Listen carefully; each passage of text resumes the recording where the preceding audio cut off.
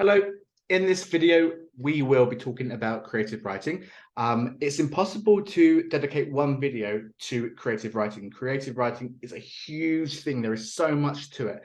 And of course, there will be other videos, and there are other videos which are dedicated to specific elements of creative writing. But what we'll do in this video is just talk about it as a whole. We'll talk about some of the most important things.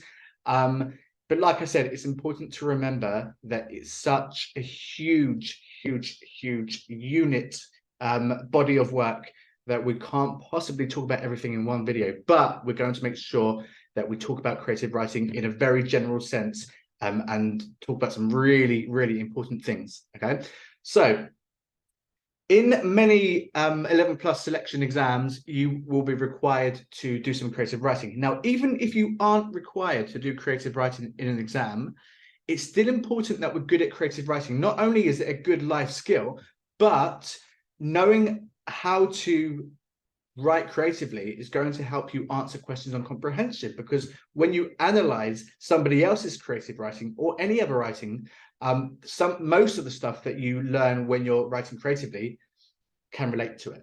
Okay, so creative writing is very important for a number of reasons. So it's something that we do want to be very good at. Okay, so here's a question on the screen, and it says, you find yourself outside a well-known haunted mansion.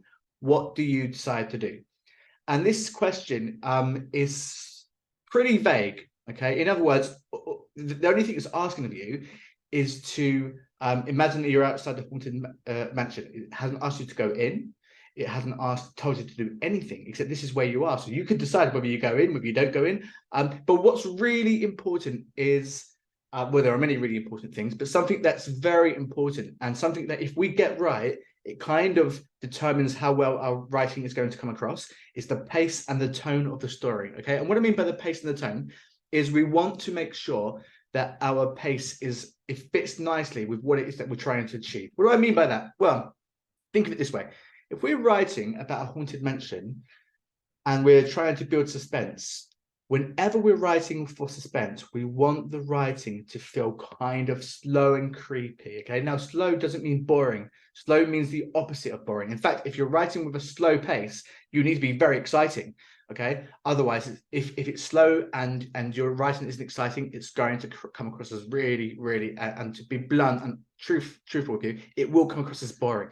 But I know that everyone watching this video will be a very exciting writer, and this is how we do it, right? So we're writing a kind of scary story here, and we are focusing on this slow, suspenseful pace, but exciting pace at the same time. How do we achieve this? Well, let's talk about some of the things first that we shouldn't do. So here's an example of someone answering the question, and these are the things that we shouldn't do. Okay, and now we can't talk about absolutely everything as we've discussed, but we can talk about some of the big no's. Okay, so let me read to you this response. I found myself outside the haunted mansion. I walked towards it. When I got in, I went upstairs and I saw a ghost. Who are you? I am a ghost. Go out now or I will scare you forever and ever. I ran downstairs and I left the house. When I got home, I told my parents, but they didn't believe me. When I went to school the next day, I told all my friends and all of them believed me. The next day, I went to the haunted house again with all my friends to prove to them that it was real. We went upstairs, but we couldn't find the ghost. My friends never believed anything I said ever again. The end. All right, now there is a lot wrong with this, okay? I mean, let's not talk about spelling, punctuation, and grammar things, okay? Because there's plenty wrong with that. But let's talk about content and the stuff that's in the story, rather than the actual how this person has written the story. Now, this person that wrote the story is me. Okay, I wrote it in a very poor way.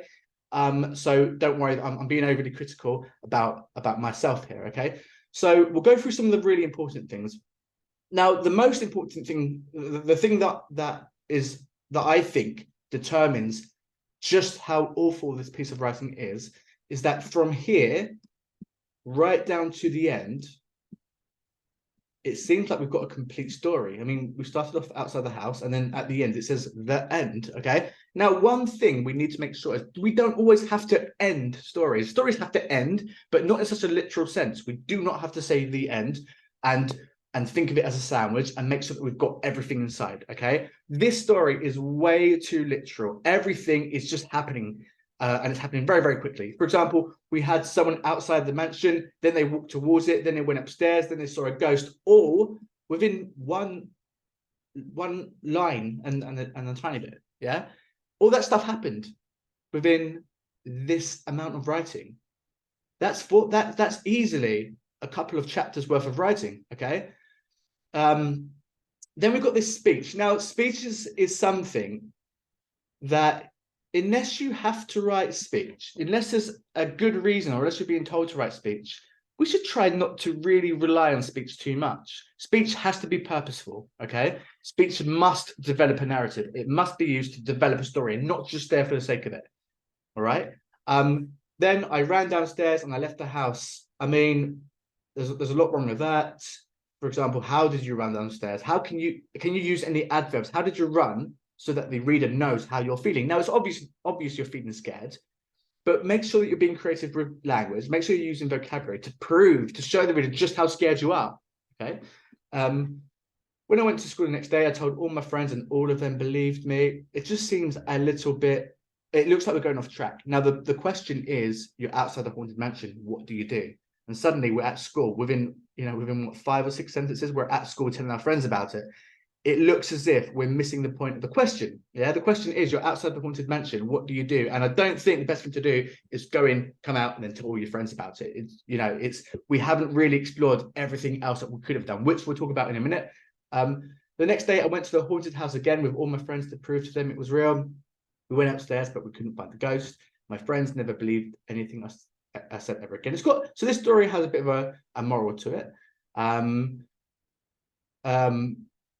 But it really, really avoids the question. Now, this is what's really important. When you're asked a question, you must answer that question. Let's go back to the question and let me show you what I mean, right? It says, you find yourself outside a well-known haunted mansion. What do you decide to do? It's quite obvious what we're being asked here, okay? And this person, me, but another student might write like this, is completely going off track. We want to talk about what you do if you're in front of that house. Do you go in? Do you go out? Do you go home? Now, this person did say they went in the house, but it wasn't explored. The feeling that this character was feeling when they were outside the house wasn't explored. It was such a rushed thing. I don't think this story should have ever made its way to the next day in at school. I don't think the story should have got that far, okay?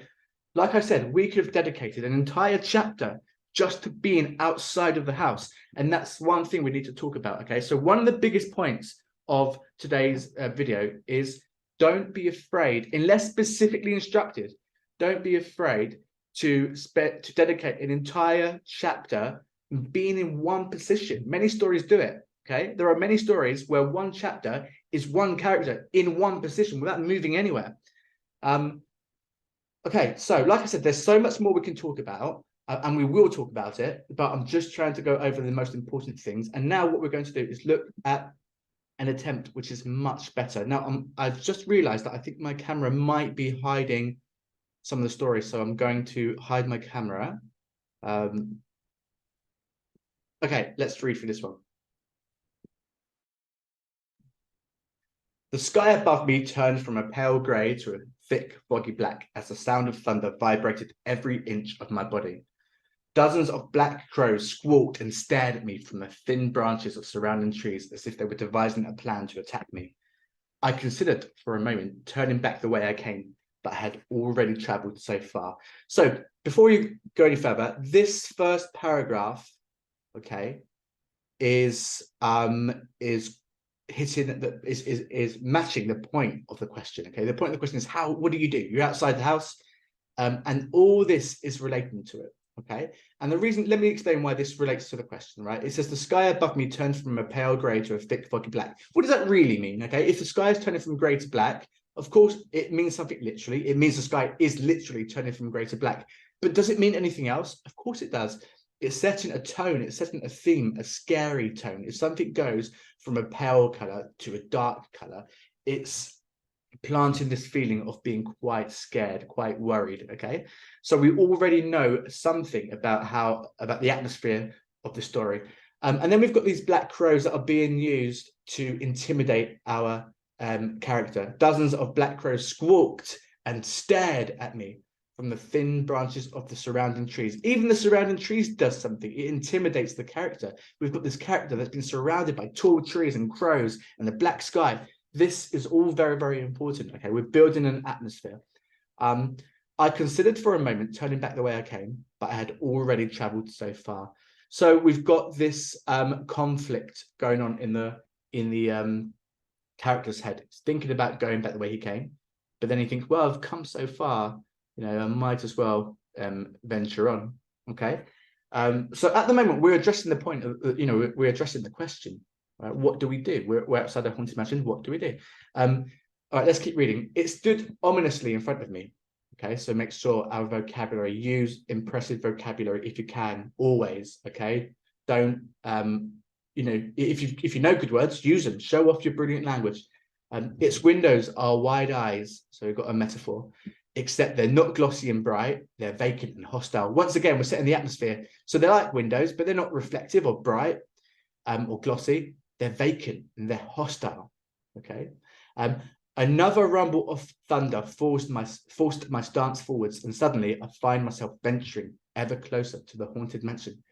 Beads of sweat rolled from my forehead and into the corners of my mouth. All right, so something really important. This bit's really, really important. So take note here, okay? We need to think about our senses. What can we see? What can we hear? What can we feel? What can we taste? What can we smell?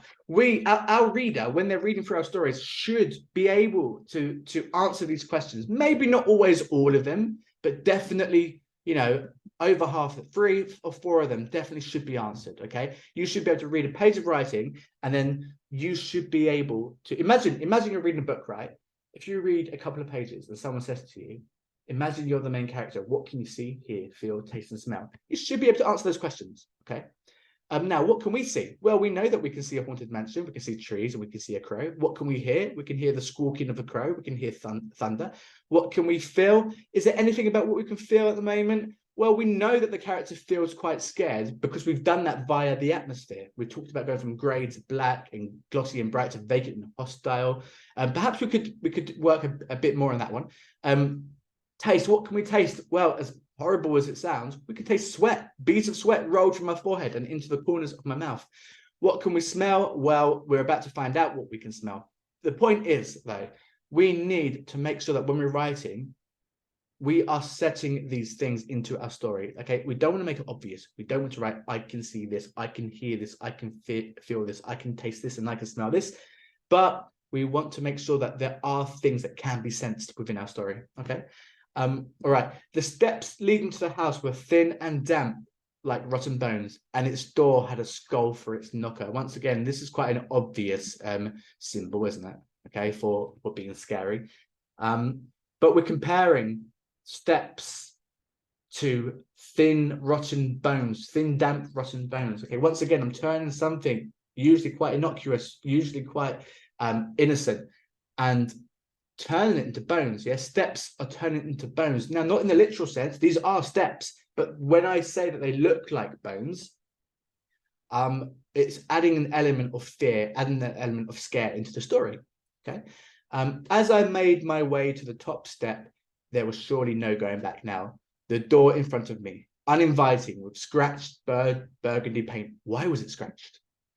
Was weak enough to prevent the stench from escaping. So we know there's a stench, which is an unpleasant smell, and we know that the steps are damp. So already I'm smelling these things as I'm reading the story, so I've answered that one too. Okay. Okay, so this bit of writing here is much better than this bit of writing here. Okay, let's not be in the rush to tell the story. Let's make sure we develop the story. Okay, there's a big difference. We want to develop it, not just tell it. Okay, of course we're telling a story, but it's all about developing it. Okay, we don't want to be so quick with it. We don't want to get from A to Z in record time. We want to take our time with it, enjoy it, and make sure that the reader enjoys it. Now, there is so much more to talk about when it comes to creative writing, and of course, there are and will be other videos dedicated to that. But hopefully, this has given you a sense of some of the more important things. So my task for you is the same question. you find yourself outside a well-known haunted mansion. What do you decide to do? So please make sure we focus on building that suspense, building the story. Don't rush the story, okay? Let's say half a page to a page of writing. From start to finish, it was okay if we don't even enter the house. We don't have to enter the house, okay? Make sure we're developing the story. If you want to enter the house to develop the narrative and want to make the story go further, that's okay. But make sure that we're not rushing and missing out on some of the really important things, okay? So thank you for watching. Give it a go. Either put your answers in the comments, or if if I work with you on a face-to-face basis, make sure you bring your writing to me. I'm looking forward to reading them. Thanks for watching. Bye, guys.